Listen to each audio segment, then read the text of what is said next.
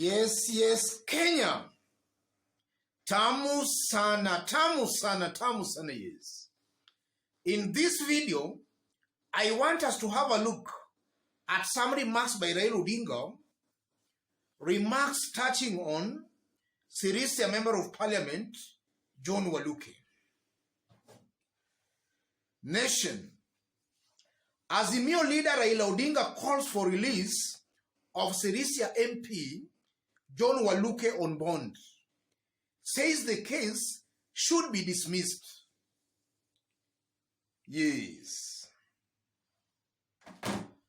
In this video, as usual, I want us to dissect those remarks by Raila Odinga because I consider them Raila's bad news to William Ruto. If you are watching us for the very first time, subscribe, give this video a like. Yes. Why is Raila Odinga calling for the release of John Waluke and for the dismissal of his case? Does Raila Odinga believe that John Waluke is innocent, or is Raila Odinga playing some kind of smart politics here? If you look at the war against corruption as it is right now in Kenya, it's clear the war against corruption is politicized. It's being politicized. Ferdinand Waititu had a 588 million corruption case. Waititu is seen as a close William Ruto ally. That case has so far been dropped. Former Kenya Power MD Chumo had a 400 million corruption case. Chumo is seen as close to William Ruto. The case has been dropped. Aisha Jumwa had some corruption cases. So far the cases have been dropped. Amos Kimunya had a 60 million corruption case, a case that had been concluded, and Amos Kimunya had been acquitted. That case has been revived. Kimunya is seen not to be close to William Ruto. So you are seeing a clear pattern where leaders deemed close to William Ruto, their cases are being dropped. Leaders deemed not close to William Ruto, their cases are being revived, or they are being thrown to prison. So Raila is sending a clear message to William Ruto that don't politicize the war against corruption. That's the message Raila is just trying to pass to William Ruto. Don't politicize the war against corruption. That's the first message Raila is delivering to William Ruto.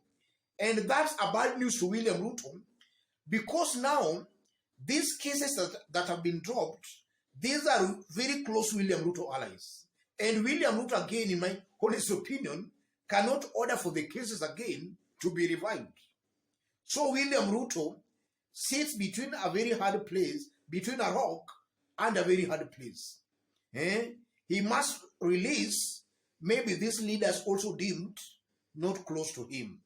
As these other leaders close to him their cases are being dropped, William Ruto should equally drop cases of leaders deemed not close to him. That's the first message. And then secondly, Raila is sending a clear message to Martha Koome and her bench, the judiciary. Raila is telling Martha Koome that they are a big letdown to Kenyans, in that they have allowed themselves to be compromised. Martha Koome has actually lowered the bar. He has lowered the bar. In fact, the judiciary is now being seen as compromised, courtesy to Martha Koome. Martha Koome, the Chief Justice, is not inspiring confidence in the lower courts. And that's why most likely we are seeing cases being dropped. So Raila is sending a message to the judiciary that you should be fair and just make your ruling, or rather don't use politics to influence on how you make your rulings. So Raila is sending a message also to the judiciary. And I'm also seeing a Raila Odinga who is just trying to whip ethnic, or rather is trying to whip political and ethnic emotions here. Raila is trying to render William Ruto unpopular in the Mulembe nation. If you look at John Waluke, in fact, John Waluke were among some of the first leaders who introduced William Ruto to Western, to the Mulembe nation. And so far, we are seeing leaders from the mountain and leaders from Kalenjin Rift Valley, their cases being dropped, a leader from Western being thrown to jail. So you are seeing a clear trend here where leaders from Western, they are being sent to jail. Leaders from the mountain and from Kalenjin Rift Valley, they are being set free. That's unfairness. So Raila wants to use the issue of John Waluke, in my honest opinion, to render William Ruto unpopular in the Mulembe nation. And that can work very effectively because our politics is largely based on whipping emotions. That's exactly how William Ruto has been campaigning, and Raila maybe is just trying to serve William Ruto from the same dish William Ruto has been serving them. So that's a clever brand of politics, and it can resonate very well with a good majority of Western residents. And also I'm seeing a Raila Odinga who is eyeing, he has fixed his eyes on Bungoma senatorial seat that is coming soon.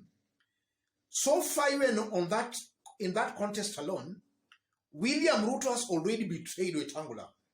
But Wetangula, because of some political reasons, cannot complain. William Ruto's other party is fielding a candidate. Wetangula's party, Ford Kenya, is also fielding a candidate. And it was naturally expected that William Ruto's party was to allow Ford Kenya to field a candidate because that was a Ford Kenya seat. But we are now seeing William Ruto's party giving Ford Kenya a lot of competition in Bungoma. So the Azimio Brigade should also be using that to actually attack William Ruto. They should be complaining on behalf of Wetangula. Even though Wetangula might dismiss them, Azimio Brigade, because this is how politics is being played, they should be defending Wetangula. Because clearly William Ruto is shortchanging Wetangula here. But Wetangula has been caught somewhere, he can't complain. Azimio should be complaining on behalf of Wetangula. And that can also just help in building anti-William Ruto sentiments and emotions, more so in Bungoma. And that can augur very well for the new brigade in the upcoming senatorial by-elections in Bungoma. And that's also how largely politics is being played. And above all that message by Raila Odinga should also be a warning shot to William Ruto. Raila is just trying to leak to William Ruto maybe the kind of plans they have against William Ruto's government. I'm seeing a very high possibility where Raila and the Azimio Brigade might soon, and in fact they should start doing this, they should now start their campaigns across the country. Because William Ruto's government is really messing up at a terrific speed. Raila and his team should also be exposing them and sympathizing with Kenyans at also a terrific speed. So that as William Ruto messes up very fast, Raila and his team should also be exposing them very, very fast. And then they should just sow some kind of discontent amongst Kenyans, some kind of hate against the government amongst Kenyans. And that's something that if that seed has been sowed amongst Kenyans, it will be very, very hard for William Ruto to undo that. In that now they'll be starting from a point of disadvantage.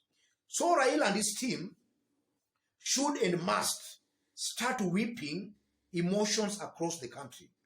And that's also a very effective way of keeping the government in check. Let me stop it there, ladies and gentlemen. I believe that thus Raila has just delivered bad news to William Ruto. William Ruto is now in a quandary. He is in a confusion. I'm saying a William Ruto who does not know most likely on how to navigate that, in that some leaders close to him, their cases are being dropped. So equally, William Ruto must also be seen to be dropping some cases of leaders not deemed close to him. If you want to support our channel, I've pinned my number on the comment section. Contact me through the number or feel free to channel any kind of contribution to the number. Let's meet in our next analysis.